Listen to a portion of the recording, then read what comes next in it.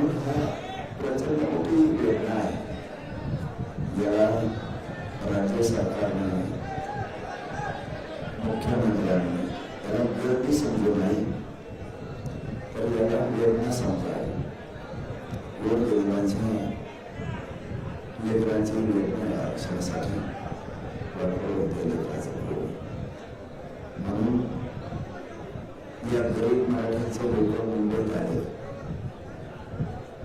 सर्वसामान्य मुंबईकर आणि श्रीमंत मुंबईकर सगळ्या जाती धर्माचे लोक आमच्या गरीब मराठ्यांची सेवा करतात. काय आता बंगाल झाले गावाचे रस्ते आवडा ते सांगा ते शिवंदर सुद्धा फरक नाही तुम्हाला. गोरगरिबांच्या आयुष्याचा लेकराचा प्रश्न आहे म्हणून मुंबईत आले. सगळ्या गरीब मराठीची सेवा करायला त्याला गर्दी समजू नका. इथं सांगितलं तुमच्या घरात थांबा म्हणून इथे बाकीचे तिकडेच थांबा. माझी राज्यातल्या गरीब मराठ्यांना विनंती, तुम्ही जे राज्यभरातून आता मुंबईकडे कूच करायला लागलात, मुंबईकडे यायला लागलात, एकानं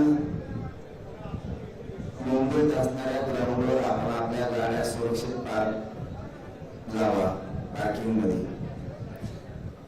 नंतर रेल्वेनं तुम्ही आझाद मैदानला या. ही एकदम सोपी प्रक्रिया आहे. तुम्हाला वाटत असेल आपली गाडी सोडून आपण रेल्वे कशा जायचं. गाडी सुरक्षित राहते, तुम्ही सुरक्षित राहताय. मी सांगतो तुम्ही एवढं लक्षात ठेवा. मैदानावरती गाडी लावा, तुम्ही वाशीला लावा, शिवडीला लावा, मस्जिद बंदरला लावा. इथं आझाद मैदानच्या आजूबाजूचे काही 29 ग्राउंड आहेत ते फुल झाले वाटते. त्याच्यामुळं जरी तुम्ही 20 किलोमीटर वाहन लावले तरी काही अडचण नाही. तिथं पोलीस संरक्षण आहे. गाडीचं रक्षण बिचारे ते पोलीस बांधव करताय. तुम्ही 5 रुपयात आझाद मैदानला येता म्हणजे उलट तुम्ही टेन्शन फ्री होताय. तुम्ही दिवसभर बी रात्रभर बी इकडे राहिले तर रेल्वेला कधीही तुम्ही लांबपर्यंत जाऊ शकता हे समजून घ्या. काही भावांना आपल्याला वाटतं आझाद मैदानला आंदोलन सुरू आहे आमच्या काय वाशीला जाऊन करा. उलट इथे लावायला जागा नाही. तुम्ही तिथे लावल्यात तुमची गाडी सुरक्षित राहते आणि तुम्ही इकडे मुंबईत फिरताय. मग ही गोष्ट सगळ्यांनी समजून घ्या.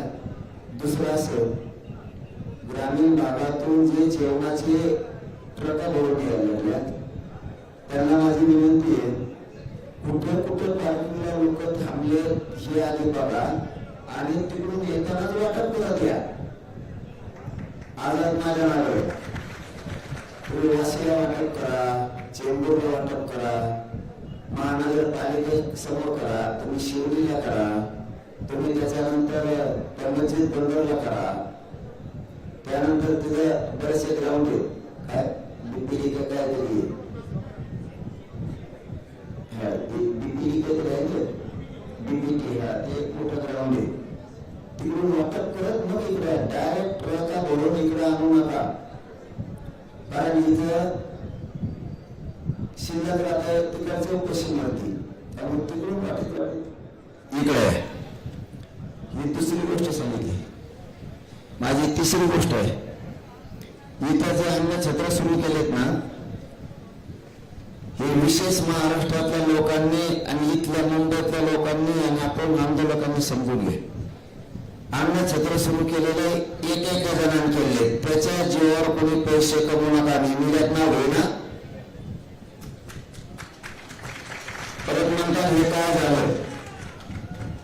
अन्न छत्र एकाने सुरू केले, पैसे मागत होते. तिसरा असले नालायकपणा करून गरीबाचं रक्त प्यायचं बंद करा तुम्ही. मी क्लिअर सांगतो, मी नाव घेईन, माझ्या जवळचा असो तर लांबचा असो, तुम्ही माझ्या गाडी घेऊन पळताय म्हणून का तुम्ही पैसे जमा नाही करू शकत. तो आता किती पैसे झाले डिझेलचे फिरलेले ते आम्ही सगळे मराठ्या जमा करून देतो. कारण मी कोणाला बोलतो त्याला कळतंय, कारण तरी लोकसभा सुद्धा पैसे खाले ते मला माहिती. आता जर रेनकोटच्या नावाखाली पैसे गोळा करत असला तर हे जमणार नाही. मला रेनकोट एका माणसाने वाटप केले. मला इथं रेनकोट वाटायचं असं म्हणून ते कोणत्या लोकांकडून पैसे जमा करते, भिकार धंदे बंद करतो. तुलाही माया नजरेत इज्जत आहे.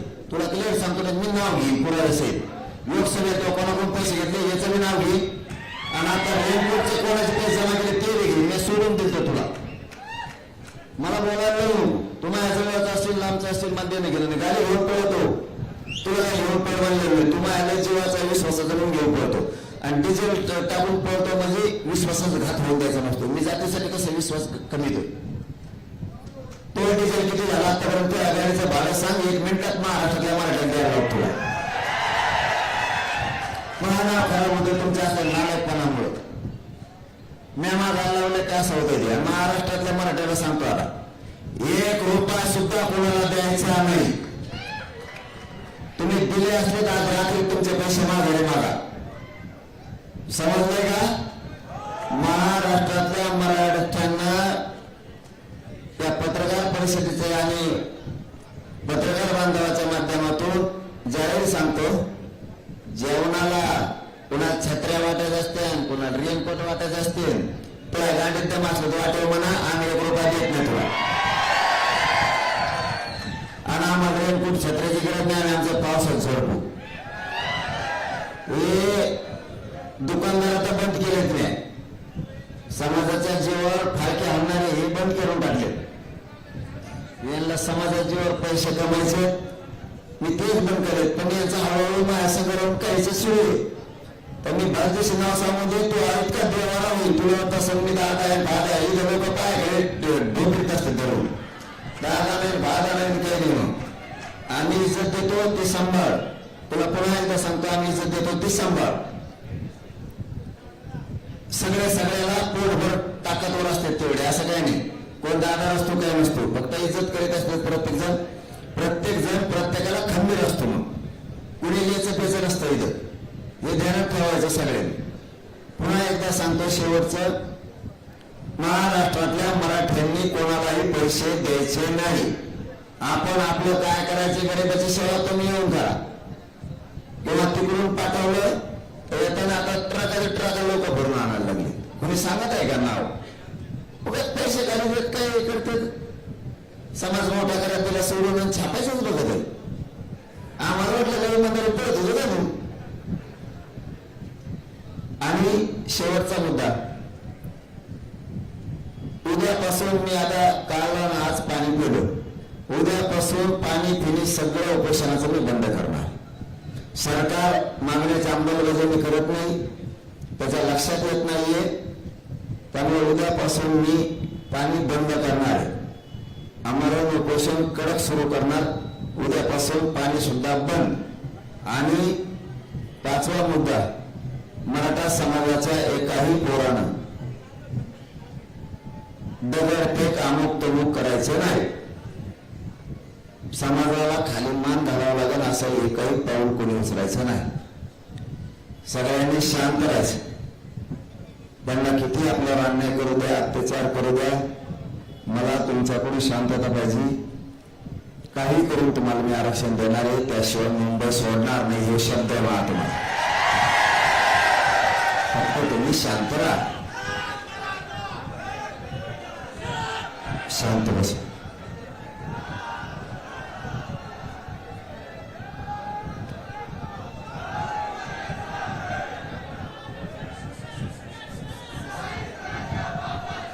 आता तुम्ही म्हणताय म्हणून आम्हाला माहित झालं नाही तर आम्हाला माहित नाही. काल जर मुख्यमंत्र्याच्या घरी बैठक झाली आणि मुख्यमंत्र्यांनी जर असे आदेश दिलेत की तातडीने मार्ग काढा, तर मग ज्यांना सांगितले ते का करत नाहीत? ते तुम्ही म्हणताय म्हणून आम्हाला माहित झाले. त्यांनी जर उपसमितीला मंत्रिमंडळाच्या त्यांना जर सांगितलं की रात्रीच की तुम्ही तातडीने हा मार्ग काढा, तर हे का काढत नाहीत?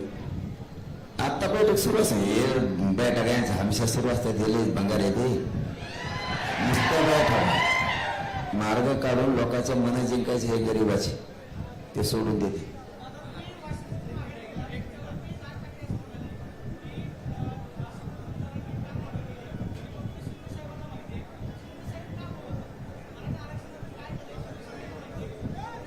काय ते कालच विषय झाला त्या राज ठाकरे त्याचं बार बार काय काय झाले. काल बोललो ना, पुन्हा बोललो का? खरं बोला, खोटं बोलणार. कालचाच विषय. हा, मग काल बोललो ना त्याच्यावर. काल बोललो मी त्याच्यावर. उत्तर समितीची बैठक सुरू आहे, काय अपेक्षा आहे का तुम्हाला त्याच्यातून? मी म्हणणं माझं राज ठाकरे यांच्या याच्यावर कालच सांगितलं की समाजाचं राज्यातल्या म्हणणं आहे की दोघं भाऊ चांगले आहेत, ते ब्रँड चांगला आहे. पण हे विनाकारण मराठीच्या प्रश्नाच्या मध्ये पडतो. त्याला आम्ही कधी विचारलं का तुला 11 ते 13 आमदार निवडून दिले आणि ते पळून गेले, त्याच्यानंतर तू आमचा मराठवाड्यात कमा आला, आम्ही तुला विचारलं का? तू काल पुण्यात कमा आला, तुला विचारलं का? तो नाशिक सासरवडी, तू 50 बारा नाशिकला कमी होतो, आम्ही तुला विचारलं का? एक दिवस लोकसभेला सुद्धा तो गेम केला त्याच फडणवीसनं. त्याच्यानंतर विधानसभेत तो पोरग पाडत त्यांनीच, तरी तो त्याच द्रोण उडीतो, तो पोरग पाडलं. हे म्हणजे हे राज ठाकरे म्हणजे असं आहे की मानाला भुकालेलं पोरग आहे.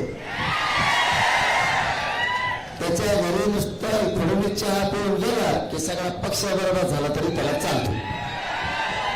असले ते कुचक्या कानाचं म्हणतात आमच्या खेड्यात, कुचक्या कानाचं.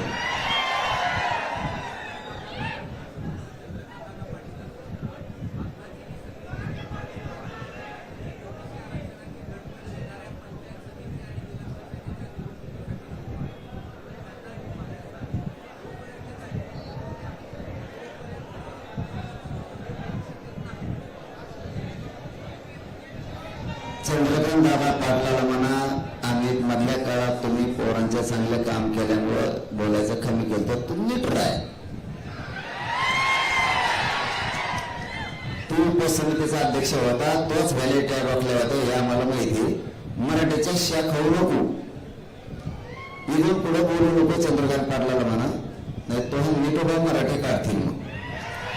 कारण या चंद्रकांत पाटलानेच आमच्या व्हॅलिटीवर रोखून धरलं होतं मुख्यमंत्र्याच्या सांगण्यावर. हे आम्हाला चांगला माहिती. त्यामुळे इथून पुढे वचवच करू नको, कारण तो काय लांब नाही. कोल्हापूर म्हणजे तो आमच्या घराण्याच्या कसाट्यात आहे, हे ध्यानात ठेवलं. आता चंद्रकांत पाटला काय त्याला वगैरे दे, त्याचा विचार करताना त्याला असं ठेवलं असतं का, त्याच्यामुळे त्याला काढून टाकले.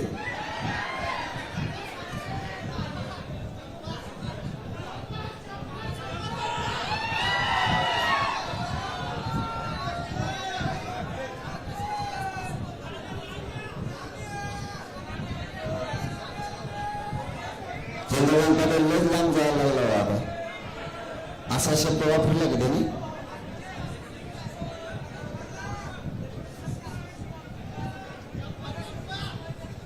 नाही, चंद्रकांत पाटलाने असा शब्द वापरला का नक्की? मला खोटं सांगू नका.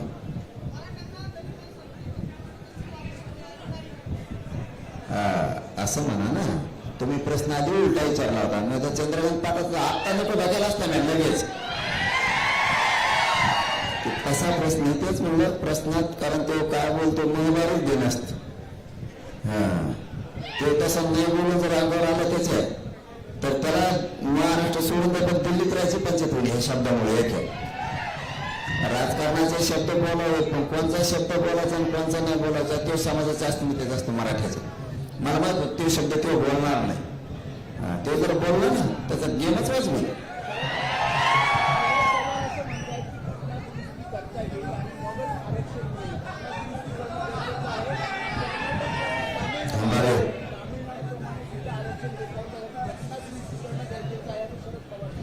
तुम्हाला काय करायचं करा, आम्हाला देणं घेणं नाही. ओबीसीत मराठा, ओबीसीतून आरक्षण पाहिजे, त्याशिवाय मी आणि मराठा मुंबई सोडित नसते. आणि याच्या सांगतो तुम्हाला, शनिवारी रविवारी महाराष्ट्रातला मराठा घरी नसतो. तुम्ही स्वतः कॅमेऱ्यावर बघणार, हे पण ध्यानात ठेवा म्हणा. ते दिवस उभे देऊ नका. कारण आम्ही एकदा इकडून सांगितलं का शनिवारी या म्हणून, रविवारी या, तर तुम्हाला सांगतो मुंबई तर सोडाच, पण इथून 100-200 किलोमीटर मागं उभा राहावं. आणि आपण आपण जे बोलतो ते करतो. तो फक्त पुढच्या शनिवार रविवारी नाही. ओबीसी नेते सुद्धा तुम्हाला काल भेटायला आले. शरद पवारांचे ओबीसी नेते ज्यांनी मंडळी आता राजा भेटायला आले. काय नेमकं म्हणतो तुम्हाला पाठिंबा दिला पाहिजे? मग आता तुम्ही पत्रकारांनी विचारलं असेल ना. ते म्हणजे मी विचारपूस करायला आलो होतो. मग याच्यामुळे मी लाभार लोक व्यासपीठावर चढून देत नाही. ते मला इथं म्हणलं आम्ही सोबत येतो तुमची मागणी योग्य. मग कोणाचं नाव घेऊन मोठं करण्यात मजा आहे. चला जाऊ द्या, जे म्हणले असतील ते म्हणले असतील त्या सोडून न्याय ना खंबीर ओबीसीतून आरक्षण घ्यायला.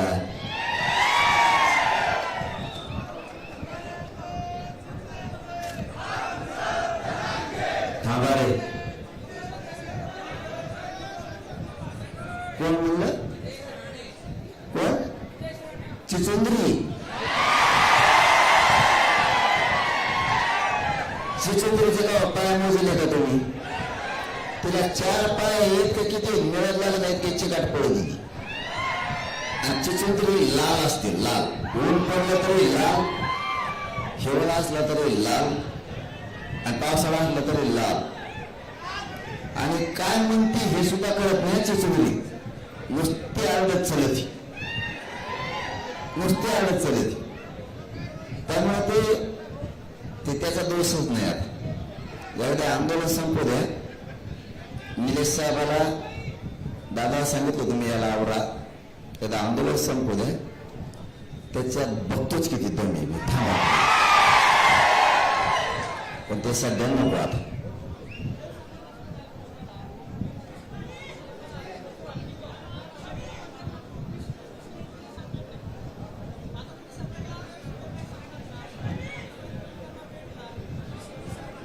हे लोक ना, राजकारणी लोक नासके असतात. सगळ्यात महत्वाचं समजून घेतात. मंत्री आमदार हे नासके असतात.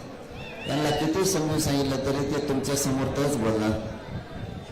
समजून सांगायला पाहिजे कसं आरक्षण द्यायचं. मग 2 वर्ष काय सांगितलं तुम्हाला? 2 वर्ष काय तुम्हाला नुसतं भाकरायला ठेवतं का म्हशी? तुम्हाला म्हशी भाकरायला येत होते गांधर्वाने तुम्ही? सगळ्यांना सांगितलं समजून. यांचे ना नीच विचार आहेत बघा. लोकांना ना तळपायचं असे यांचे विचार आहेत. यांना सगळं सांगितलेलं आहे. नको बाबा, चलो धन्यवाद ना. तोंड कोरडं पडायला लागला बस.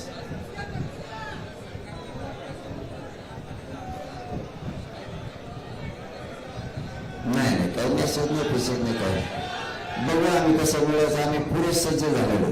फक्त मराठ्यांना पुन्हा सांगतो, सगळ्यांनी तुम्ही शांत राहा. काही झालं आरक्षण तर घेणार आहे, त्याच्यात दुमत. आणि ते पण ओबीसीतूनच घेणार आहे. फक्त तुम्ही शांत राहा. सरकारलाही सांगणे, तुमच्याकडे टॅक्सी लावायची एक लाईन असती, त्याच्यावर गाड्या लावल्या पोराला कमी पडते. आता 29 ग्राउंडवर लावलेत, कमी पडायले. तुम्हीच पत्रकार बांधव सांगता का? मला माहित नाही. ते आपल्या साहेबांना सांगितलं कुठं पळून गेले, ते पडले का आहे का? त्यांनी सांगितलं की सगळे पॅक झालं. मग आता टॅक्स लावते, हे लावते, तिथं लावू द्या ना. गरीबाच्या लेकरात काय फरक पडतो? आणखीन बरेचसे स्टेडियम आहेत इथं कुठेतरी, इथं जवळ कुठेतरी माहित नाही आपल्याला. इतिहास ती ओपन करा. आराम करते लेकरं, गाड्या लावते. ते वानखेडे स्टेडियम एक आहे, त्याच्यात गाड्या लावून वरती आराम करू शकते. तुम्हाला जेवढे असतील तेवढे द्या. पण मराठाचा पोरा सांगतो, मैदानावर गाड्या लावा जेणेकरून गाड्या सुरक्षित राहतील. म्हणजे तुम्हाला मुंबईत यायला ताण नाही. गाडी सकट मुंबईला येणं, तुम्ही जरी भिजले तरी तुम्ही रेल्वेनं जाऊन गाडीत झोपू शकता, कपडे बदलू शकता, जेवू शकता. दोन्ही देश म्हणल्यावर लावायला जागा नाही. त्यामुळे हे पण सगळ्यांनी समजून घ्या. मराठा समाजाने शांत राहावं ही माझी पुन्हा विनंती. आपल्या समाजाची मान खाली जाऊ नये. धन्यवाद. बस धन्यवाद.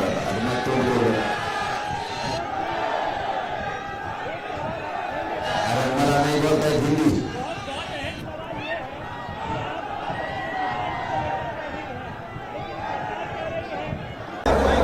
परस्पर बोला. बोला काय आहे? कोण काय आहे?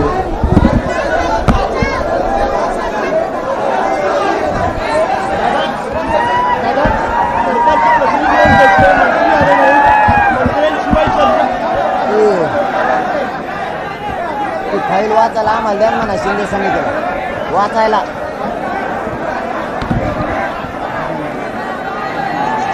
शिंदे समिती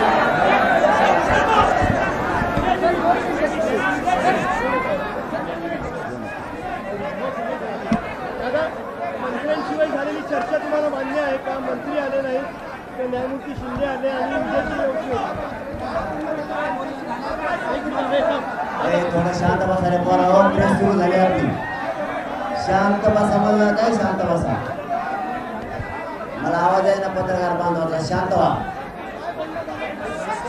तुम्हाला विजय पाहिजे का नाही पाहिजे? मग शांत बसा मला, तुम्हाला मला ऐकू द्या आधी.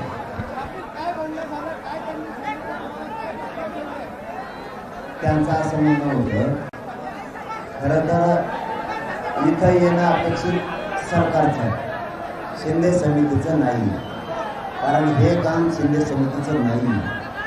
आपण शिंदे समितीला सरकार विनाकारण पुढं घालाले, त्यांना तोड नाही आहे. आम्ही त्यांना आता सांगितलं की सातारा संस्थांमधला त्या गॅजेटियरमधला सगळा मराठा हा कुणबीमध्ये बसतो.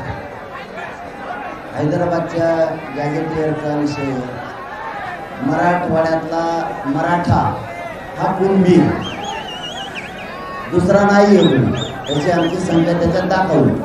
ते सातारा संस्थांचा पण विषय, ते आम्हाला आत्ता लागू पाहिजे अंमलबजावणी सहित.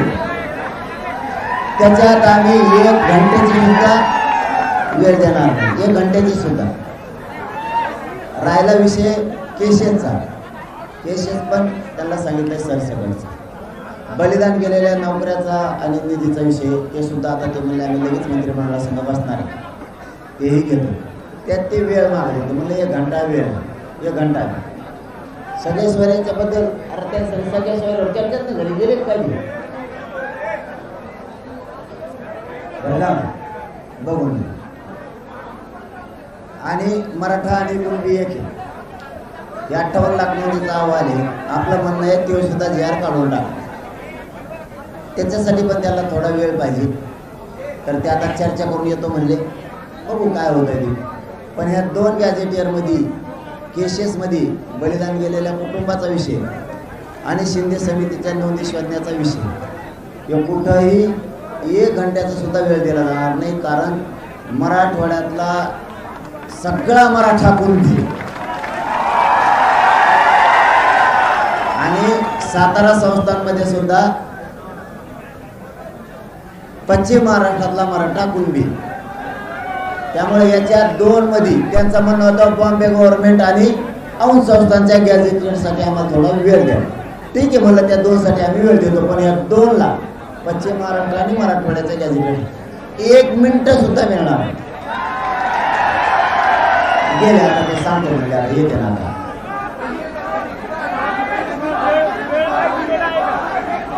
नाही लगेच ते म्हणले विरोध देतो, राज्य मंत्रिमंडळाची बैठक बोलवतो म्हणजे लगेच असं म्हणले बोले. राज्य मंत्रिमंडळाची बैठक म्हणजे आपल्याला पहिल्यापासून माहिती ते तिथंच खात असते, पण तिथंच लगेच ते ओळखून बसायचं असं झालं सुरू. काय आम्हाला सगळं नाही झालं, हे काही नाही.